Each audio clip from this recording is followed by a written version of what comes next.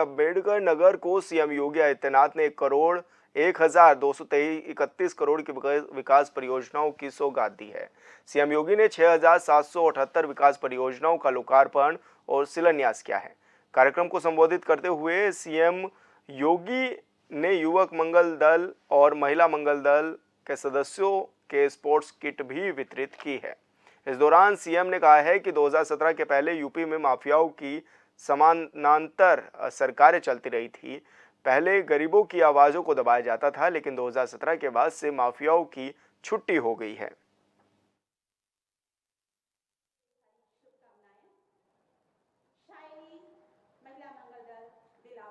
ये लोग जब से सत्ता में आए थे लगातार यही काम करते थे, व्यापारियों को लूटते थे, बेटियों की इज्जत के साथ खिलवाड़ करते थे, गरीबों की जमीनों पर कब्जा करते थे, दबंगई के बल पर गरीबों की जमीनों को कब्जा करते थे। याद करिए जब मार्च 17 में सरकार बनी थी और सरकार बनते ही मैंने कहा था अगर किसी भूमाफिया ने किसी गरीब की, किसी व्यापारी की, किसी सरकारी जमीन पर कब्जा कर रखा है तो 24 घंटे के अंदर खाली कर ले। और मैं फिर कहूंगा कि अगर किसी माफिया ने किसी गरीब की, किसी किसान की, किसी अन्नदाता किसान की, किसी व्यापारी की जमीन पर कब्जा किया है वे कृपया एक बार खाली कर ले। अगर खाली नहीं किया तो जो उसकी भी होगी उसको भी हम जब्त करके गरीब में बंटवाने का काम कर देंगे। मैं फिर कहूंगा ये माफियागिरी किसी भी स्थिति में नहीं चलने दी जाएगी। कानून का राज हो, सबको सुरक्षा मिलेगी, सबको योजनाओं का लाभ मिलेगा। लेकिन अगर कोई कानून को ठेगा दिखाने का काम करेगा तो उसका काम तमाम करने का काम भी सरकार करेगी और इसके लिए किसी भी हद तक जाकर के उसके दुस्साहस का जवाब देगी। और आज बहनों और भाइयों यही कहने के लिए मैं आज आपके पास आया हूं। मैं इसीलिए आपके पास आया हूं। ये लोग जाति के नाम पर आपको भिड़ाने का काम करेंगे, आपस में लड़ाने का काम करेंगे। ये लोग अराजकता पैदा करवाने के लिए आपके पर्व और त्योहारों में विघ्न और बाधा डलवाने के लिए, बेटी की सुरक्षा को सेंध लगाने के लिए, व्यापारी की सुरक्षा में सेंध लगाने के लिए, अन्नदाता किसानों को शोषण करने के लिए ये लोग इसी प्रकार से फिर से जाति के नाम पर लड़ाने का काम करेंगे। क्योंकि इनका पूरा इतिहास ही षड्यंत्रों का है। पेशेवर अपराधी और माफियाओं को अपना शागिर्द बनाते हैं, जमीनों पर कब्जा करते हैं, विकास से इनका कोई लेना देना नहीं, लोक कल्याण से कोई लेना देना नहीं, गरीबों को मिलने वाली योजनाओं का लाभ एक गरीब को बिना भेदभाव के मिले, इससे भी इनका कोई लेना देना नहीं। एक केवल और केवल पेशेवर अपराधी है और इन पेशेवर अपराधियों के साथ उतनी ही शक्ति से निपटने की तैयारी हमारी होनी चाहिए। और उसी के लिए आज मैं आपके पास आया हूं आपसे कहने के लिए कि बहनों और भाइयों, इस समय जब हम सबको एकजुट होकर के विकास की इस प्रक्रिया का हिस्सा बनना चाहिए। विकास की प्रक्रिया से ही हमारा वर्तमान और भविष्य सुरक्षित रहने वाला है। प्रधानमंत्री मोदी जी ने आजादी के अमृत महोत्सव वर्ष में यही संकल्प पूरे भारतवासियों को दिलाया है। संकल्प यही दिलाया कि देश, हम आज जब अपनी आजादी के 75 वर्ष पूरे किए हैं तब मोदी जी ने यही बात कही थी कि हर भारतीय नागरिक का दायित्व बनता है हम 25 वर्ष की एक व्यापक कार्य योजना को लेकर के आगे बढ़े। ये 25 वर्ष की कार्य योजना वो होनी चाहिए हमारी, जिस कार्य योजना के अंतर्गत 2047 में जब ये देश अपनी आजादी के 100 वर्ष पूरा करेगा तब हमें कैसा भारत चाहिए। तब बहनों और भाइयों, एक ऐसा भारत हो जो विकसित भारत हो, एक ऐसा भारत हो जो आत्मनिर्भर भारत हो, एक ऐसा भारत हो जो दुनिया को नेतृत्व प्रदान करने वाला भारत हो, दुनिया इसका पिछलग्गू बने, पूरी दुनिया जिसको फॉलो करे, इस प्रकार का भारत होना चाहिए। एक ऐसा भारत जहां पे हर युवा के कार्य को, हाथ को कार्य हो, जहां हर अन्नदाता किसान को उसकी उपज का अच्छा दाम मिले, जहां पर हर बेटी और हर व्यापारी सुरक्षित हो, ऐसा भारत हो जहां पर विकास के लिए पब्लिक को गुहार न लगाना पड़े, लोक कल्याणकारी योजनाओं के लिए किसी के दर दर जाने के लिए मजबूर न होना पड़े, स्वतः स्फूर्त भाव के साथ वैसे ही योजनाएं आपके घर तक पहुंचे जैसे आज विकास पहुंच रहा है। यूपी में होने वाले उपचुनाव को लेकर सपा कार्यालय में कार्यक्रम का आयोजन किया गया है, जिसमें भारी संख्या में सपा नेताओं समेत पार्टी के युवजन सभा के राष्ट्रीय अध्यक्ष मोहम्मद फयाद मौजूद रहे। कार्यक्रम में कई कार्यकर्ताओं को जिम्मेदारियां दी गई। इस दौरान सपा कार्यकर्ताओं ने बीजेपी पर जमकर निशाना भी साधा। विधानसभा के विधानसभा अध्यक्ष भी बैठे हुए हैं। लेकिन 9 अगस्त क्रांति दिवस के दिन समाजवादी पार्टी ने ऐलान किया कि समाजवादी पार्टी के यूथ के संगठन सदस्यता अभियान शुरू करेंगे। उसके साथ साथ हमने 1 सितंबर से 10 सितंबर तक अलग अलग कार्यक्रम रखे, जिसमें शिक्षक सम्मान समारोह से लेकर के आज हमारी ये छात्र संघ संगोष्ठी कर रहे हैं, और 10 तारीख को हमारा एक और कार्यक्रम मेधावी छात्र सम्मान का भी होने जा रहा है। और इस कार्यक्रम और अभियान के जरिए हम अपने बाई इलेक्शन की भी तैयारी कर रहे हैं, और साथ ही साथ 27 के चुनाव का बिगुल भी फूंकने जा रहे हैं, क्योंकि ये नौजवानों के कार्यक्रम और अभियान को जोड़ करके हम लोग नौजवानों से जुड़े मुद्दों को उनके बीच में चर्चा कर रहे हैं।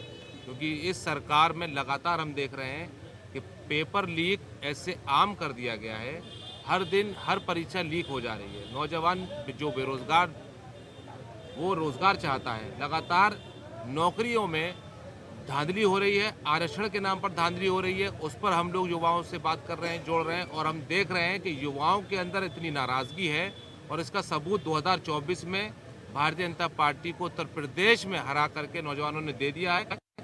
बुलंदशहर के खुर्जा तहसील के माचीपुर गांव में बारिश से गंदा नाला कटने की वजह से खेतों तक दूषित पानी पहुंच रहा है, जिससे गुस्साए किसानों ने विरोध प्रदर्शन किया है, साथ ही मुआवजे की मांग भी की है। मामला संज्ञान में आने पर एसडीएम खुर्जा दुर्गेश सिंह ने नायब तहसीलदार को मौके पर भेजा और ग्रामीणों को उचित कार्रवाई करने का आश्वासन भी दिया है। वहीं किसानों ने आरोप लगाया है कि दूध डेयरियों से निकलने वाले दूषित पानी से उनकी फसलें बर्बाद हो रही हैं।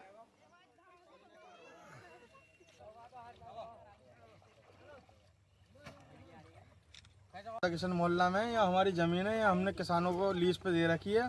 ये किसान बेचारे परेशान है। हर 10 साल से हम देखते हुए आ रहे हैं, 10 साल से हर बार बरसात में ये नाले की लीक कटती है और पानी सारा खेतों में जाता है। सारे मतलब खेत की जितनी भी फसल है सब बर्बाद हो जाती है। हर साल का यही है। और यहाँ जेई साहब को मैंने फ़ोन करा था, जी सफाई करवाओ, तो वो कह रहे पिछले 3 साल पहले तो हुई थी, और ये सब बता देंगे 10 साल से सफाई नहीं हुई है। नाले में इतनी गंदगी है। मधुसूदन और ये तुम्हारा परम डेयरी, इनका पानी आता है, और जितने भी आसपास के जितने गाँव हैं सारे गाँवों का पानी आता है इसमें।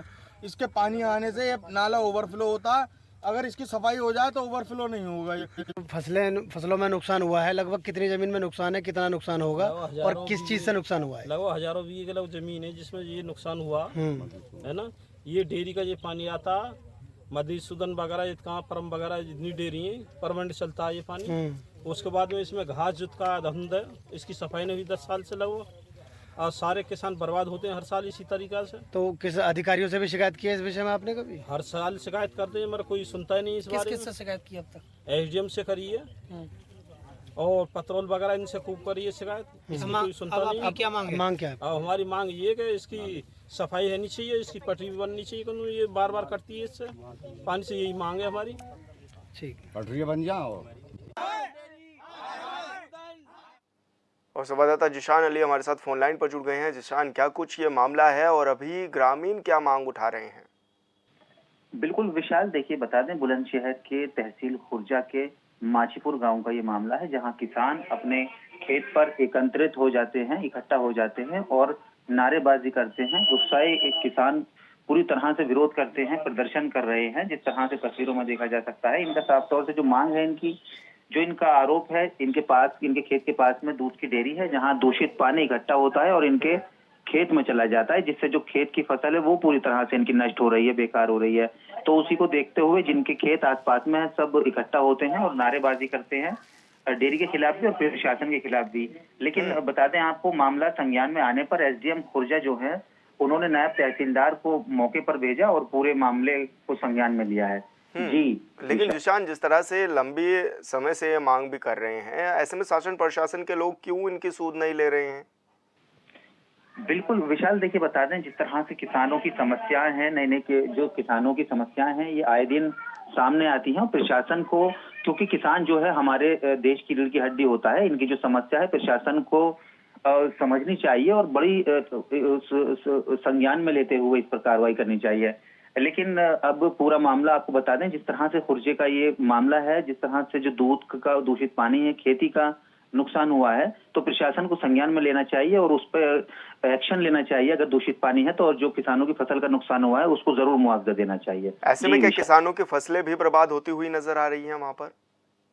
बिल्कुल विशाल, देखिए बता दें, जिस तरह से किसान इकट्ठा हुए हैं, तस्वीरों में भी हम देख सकते हैं, पूरी तरह से दूषित पानी के जो है खेती में घुसा हुआ है और खेती भी पूरी तरह से जो नष्ट गिरी हुई दिखाई दे रही है। इसी चीज को लेकर के जो किसान है वो प्रदर्शन किया है वहां पर। जी विशाल। बिल्कुल जिशान, बहुत बहुत शुक्रिया आपका तमाम जानकारी साझा करने के लिए।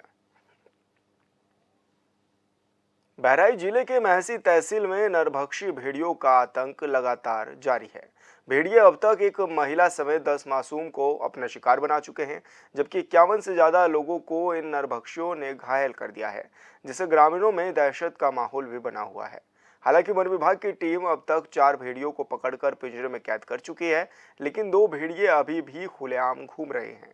इससे बेचैन बचने के लिए ग्रामीणों के साथ साथ गांवों में भी पहरा दिया जा रहा है ताकि लोगों को सुरक्षित रखा जा सके।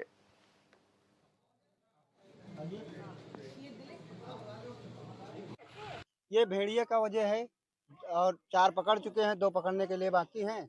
उनको आदेश भी हो गया है, हमारे मुख्यमंत्री जी आदेश भी दे दिए हैं कि जो मिल जाए तो पकड़ में नहीं आए तो शूट कर दिया जाए। तो मगर गांव के लोग डर रहे हैं हल्का फुल्का कि आ जाए हमला कर दे, इसीलिए सब लोग जाग रहे हैं लोग कि आ न जाए कहीं किसी के घर में। पूरी रात चलते रहते हैं ये लोग, बस यही सब है।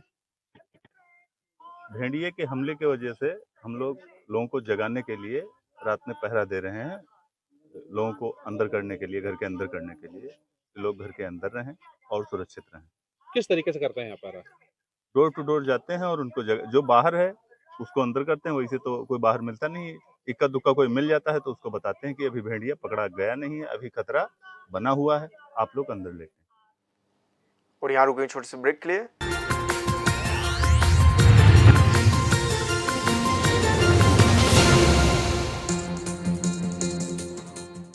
ब्रेक के बाद स्वागत है आपका। रामपुर में एक विशेष समुदाय के युवक ने विवाहित महिला का अपहरण कर लिया है।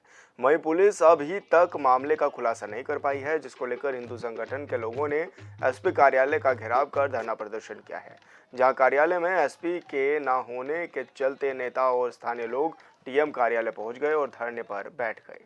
तो वहीं प्रदर्शनकारियों ने भजन कीर्तन और जय श्री राम के नारे लगाए। प्रदर्शनकारियों का आरोप है कि पुलिस पीड़िता को वापस लाने में उसके परिवार का सहयोग नहीं कर रही है।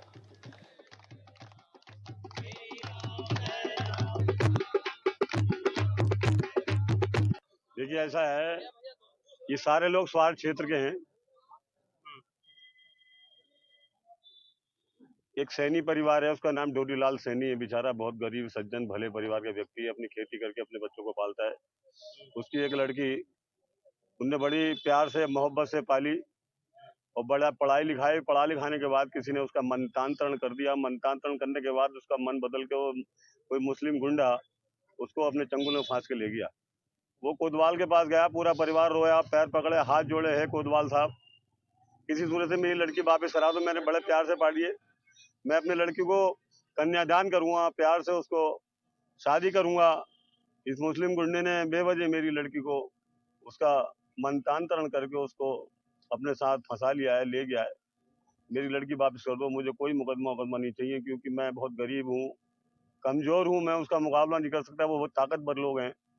और मुझसे कह रहे थे लड़की दोबारा मांगी तो तुम्हें जान से मार देंगे, तुम्हारा जीना हराम कर देंगे, तुम्हारे घरों में आग लगा देंगे, तुम्हें यहाँ रहने नहीं देंगे। तो मैं डर के मारे आपके पास आया हूँ, मेरी लड़की वापस करा दी। देखिए, थाना स्वार पर वादी द्वारा दिए गए तहरीर के आधार पर उनकी विवाहिता पुत्री को भगा ले जाने के संबंध में नामजद अभियोग पंजीकृत हुआ था। नामजद अभियोग पंजीकृत होने के उपरांत पुलिस के द्वारा विवेचनात्मक कार्रवाई हुई। विवेचनात्मक कार्रवाई के दौरान अपहृता अपने परिजनों के पास आ चुकी है। विवेचनात्मक कार्रवाई प्रचलित है। आज हिंदू संगठनों ने आपके यहाँ पर पहुंचकर घेराव किया है, धरने पर बैठे हैं। देखिए, उनके द्वारा एक ज्ञापन दिया गया, ज्ञापन में उल्लिखित तथ्यों के आधार पर विधिक कार्रवाई की जाएगी। बुलंदशहर थाना रामघाट में तैनात दरोगा पर झूठे केस में फंसाने का डर दिखाकर वसूली करने का आरोप लगा है, जिस पर एक्शन लेते हुए एसएसपी श्लोक ने भी कार्रवाई करने के आदेश दे दिए हैं। साथ ही दरोगा को निलंबित भी कर दिया गया है। बताया गया है कि रेप के फर्जी मामले में फंसाने की धमकी दिखाकर महिला 1.5 लाख की वसूली की कोशिश कर रही थी और दरोगा ने भी इसमें महिला का साथ दिया। इसके बाद पीड़ित युवक ने थाने पर तहरीर देकर महिला दरोगा समेत 5 के खिलाफ एफआईआर दर्ज कराई है।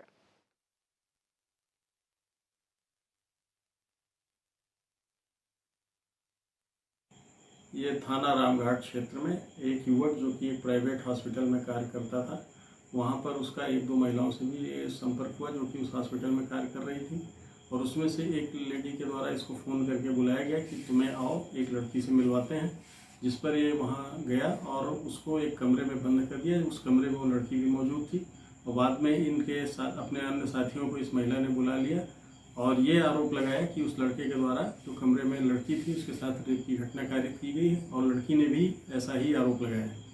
और फिर उसके बाद इन सभी लोगों ने मिलकर उससे 1.5 लाख रुपए की मांग की। कहा ये पैसा दे दो, नहीं तो तुम्हारे खिलाफ रेप का केस दर्ज कराया जाएगा और एफआईआर दर्ज कराई जाएगी।